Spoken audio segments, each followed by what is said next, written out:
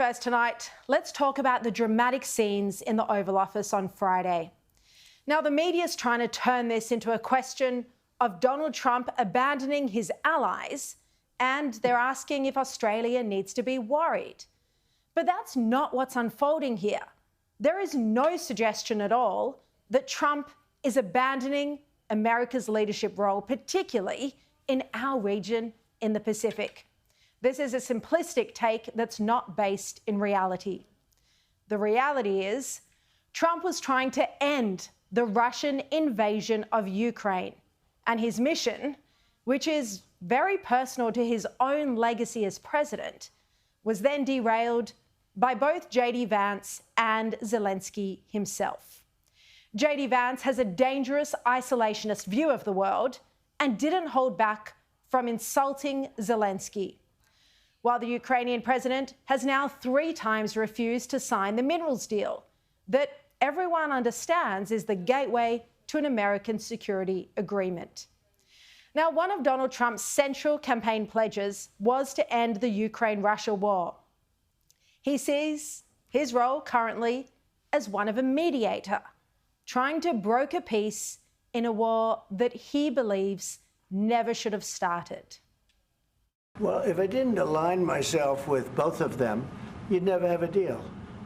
You want me to say really terrible things about Putin and then say, "Hi, Vladimir, how are we doing on the deal?" That doesn't work that way.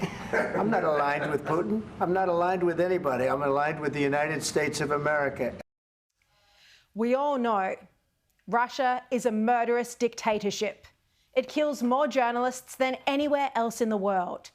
It poisons to death its enemies, its critics, and its political rivals. Unsuspectingly, it does this no matter which country they're in. It has totalitarian rule that has no freedom of speech or freedom of the press. Russia works hand in glove with Iran, which has an active plot against Trump and is currently planning to assassinate him. Russia also invaded Ukraine unprovoked. That is a fact. Now, Trump knows all of this about Russia, but as he says, his aim now is to end the war. So Trump is engaging in his version of diplomacy by not launching a tirade against Vladimir Putin. This is a deliberate tactic, and it's one that Secretary of State Marco Rubio supports. Rubio has in the past called Putin a war criminal and a butcher. He's both of those things. But Rubio isn't repeating those criticisms while he's trying to achieve extractions from Russia at the negotiating table. I'm not going to fall into this trap of the who's bad and who's evil. People can make those conclusions. People have seen how this narrative has played out and where we are today and how this all started and so forth. The point now is it has to end. And the way it ends is you get people to a negotiating table. And the president, who's the ultimate deal maker, knows you don't get people to a negotiating table when you're calling them names and you're accusing them of things, because at the end of the day, this is not a political campaign. Okay? This is high stakes international diplomacy and an effort to bring about an end to a very, very dangerous war. Now, you can agree or disagree with the tactic. It is the one Trump has chosen as he tries to end the war and bring about peace. He wants to show Russia that he's acting as an impartial mediator. And we don't doubt that Trump does want peace. He doesn't want this to escalate into World War III. He doesn't want more lives lost or more cost to Americans. And for his own benefit or his own ego, he certainly wants to be the president that ends the war. You're gambling with the lives of millions of people. You're gambling with World War III. You're gambling with World War III. Now, Trump could have calmed the situation down in the Oval Office, absolutely. But very clearly, the 2 problem figures here are JD Vance and Zelensky himself. Now, first to Zelensky. Zelensky is a war hero. He's been bravely defending his country since it was invaded by Russia. But he also mishandled this meeting, and he hasn't signed the minerals deal. This is now, or that meeting on Friday, was now the 3rd occasion that we know of where Zelensky has refused to sign the minerals deal.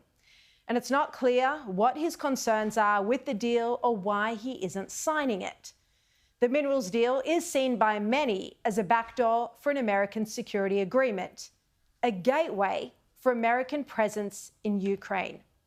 Marco Rubio, again, Secretary of State, and he's morally rock solid. He's said as much publicly. They also understand that this agreement that was supposed to be signed today was supposed to be an agreement that binds America economically to Ukraine, which to me, as I've explained, and I think the president alluded to today, is a security guarantee in its own way, because we're involved. It's now us. It's our interests. That was all explained. That was all understood. And nonetheless, for the last 10 days, in every engagement we've had with the Ukrainians, there's been complications in getting that point across, including the public statements that President Zelensky has made.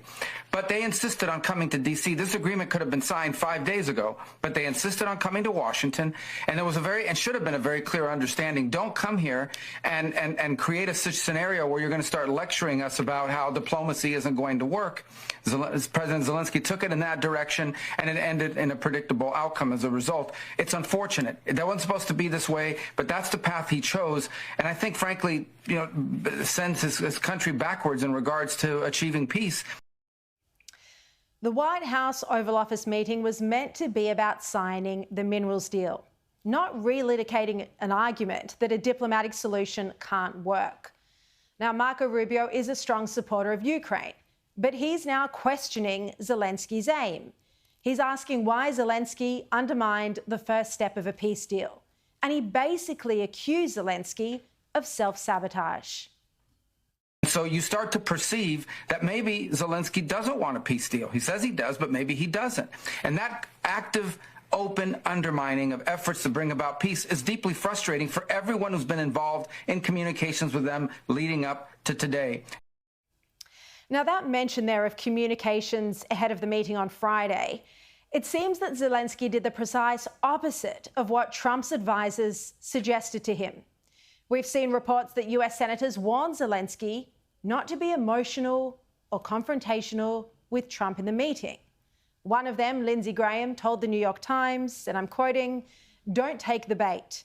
I said, and he said to Zelensky, "Don't get into arguments about security agreements." Well, instead, it could be argued that Zelensky did the exact opposite. Lindsey Graham, again, one of Ukraine's greatest supporters, is now saying that the president should resign. What I saw in the Oval Office was disrespectful, and I don't know if we can ever do business with Zelensky again.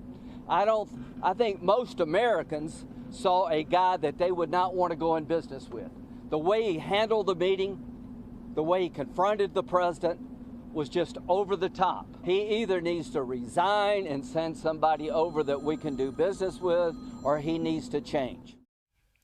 Now, that call for Zelensky to resign is clearly over the top, unacceptable. No leader could have done more for their people, to defend their people when it's during war, when their country is under siege. Now, Zelensky's argument, though, that he doesn't trust Putin not to break a ceasefire deal, those are legitimate concerns. But does that mean that he doesn't want to sit down at the negotiating table at all? And if he's concerned about Putin not abiding by Trump's deal, then he could have raised this with the president privately rather than in front of the world's media. And there was a 20-minute bilateral meeting before the press cameras were called into the Oval, but it's been reported Zelensky didn't raise his concerns then. Now, it's also worth keeping in mind the backstory here. Trump has viewed Zelensky, rightly or wrongly, as too close to Joe Biden and the Democrats. And this goes back to Hunter Biden's involvement in that energy company in Ukraine. As you may recall, there was a vote to impeach Trump after claims he was trying to pressure Zelensky to order an investigation into Hunter Biden. Now, Zelensky did publicly say that he was not pressured by Trump. The New York Post then reports today that Ukraine hasn't been a friend to the US either, voting against its strategic interests at the United Nations. And that's including, by the way, on Israel, despite Zelensky himself being Jewish.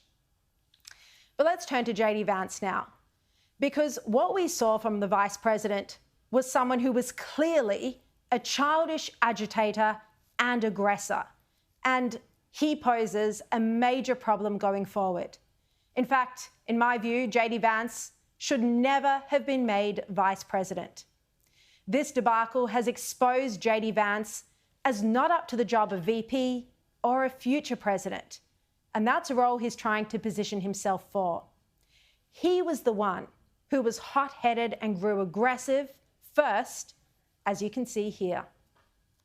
What kind of diplomacy, JD, you are speaking about? What do you mean?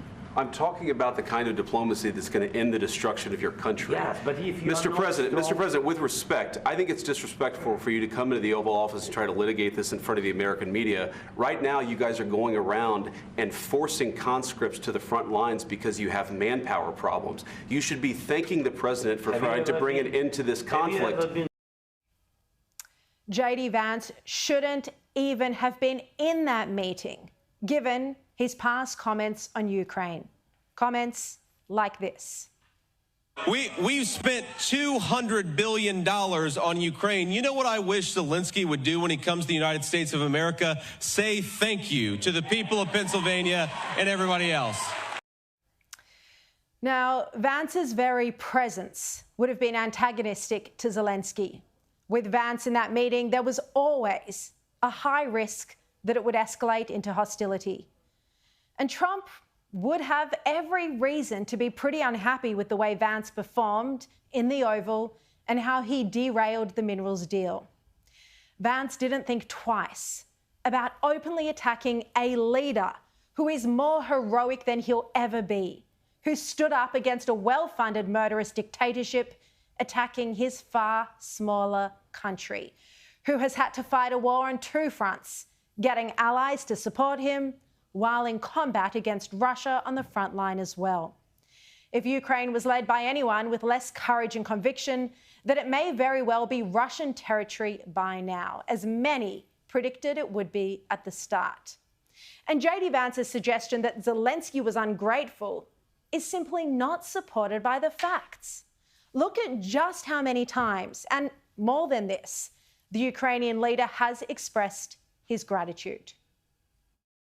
Thank you for both financial packages you have already provided us. Really, all my appreciations from my heart, from the heart of Ukrainians, all Ukrainians.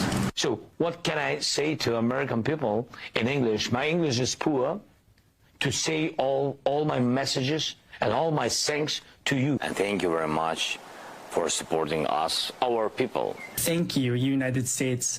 Thank you, America. Ukraine is grateful to the United States for its overwhelming support.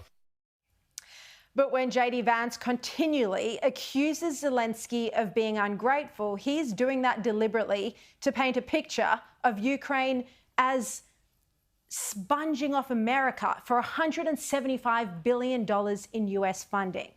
The isolationist MAGA base feed off this, and there are horrible, racist calls for Zelensky to leave America, and they call him anti-Semitic names that I won't repeat. Now, Vance was clearly playing to the MAGA audience to try and win support for his own future run for the presidency. And in doing this, he's jeopardizing Trump's current term in office and Trump's stated goals. This won't be the last time Vance derails Trump's agenda for his own egotistical and selfish political agenda. Now, today we saw European leaders come in to save the day, with France, Germany and the UK pledging to form a coalition of the willing. And it's one, of course, that Anthony Albanese jumped on board saying he'd support. We will continue to stand with Ukraine for as long as it takes, because this is the struggle of a democratic nation versus an authoritarian regime. Now, of course, a coalition of the willing is great, but where the hell have the European leaders been for the past 3 years that Ukraine has been fighting Russia? They've been missing in action. Now, Peter Dutton today welcomed Europe finally stepping up so that it's not only left to the United States to defend every country globally. The European nations, particularly the bigger nations, can't continue to rely for financial support or military support from the United States. They need to chip in themselves. And I think President Trump's made this clear in his 45th presidency, and now newly elected as well. The United States has an incredibly important role to play in the world, but it can't be everywhere at once. And I think it's important for Europe to step up. It seems that that's what's happening at the moment. Yeah, they were far too slow, and they've only stepped in now in response to Donald Trump. Now, there are a lot of different views on what unfolded in the Oval Office, pages and pages of analysis in the media, but one thing is for certain. Ukraine deserves the West's support, and so does President Zelensky. The fight against Russia isn't just one for Ukraine, but for all of Western civilization. If Russia is successful in this war, then it won't stop. It'll be emboldened. And Ukraine deserves an outcome where its sovereignty is respected.